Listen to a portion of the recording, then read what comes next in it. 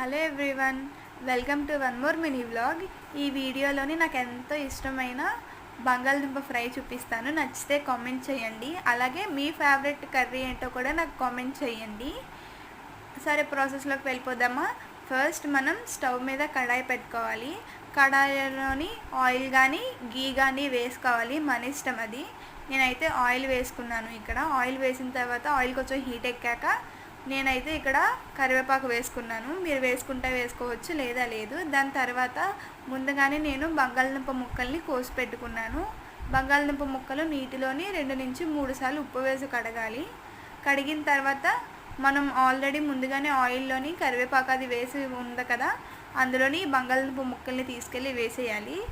5 నుంచి 7 నిమిషాల పాటు దాన్ని బంగాళదుంప ముక్కల్ని బాగా మగ్గించాలి. మగ్గించిన తర్వాత ఒకసారి మళ్ళీ మూత తీసి కలుపుకోవాలి.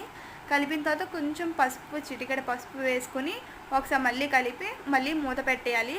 మళ్ళీ సేమ్ 5 నుంచి 7 సార్లు మాత్రం ఉంచాలి. ఉంచిన తర్వాత నేనైతే కొంచెం వాటర్ వేసాను, మీరు వేస్తే వేయచ్చు, లేదా లేదు. దాని తర్వాత టేస్ట్కి తగినంత ఉప్పు, కారం వేసుకుని కలుపుకొని కారం పచ్చివాసన పోయినంత వరకు స్టవ్ మీద పెట్టాలి. నచ్చితే ఒక లైక్ ఇవ్వండి. Bye bye.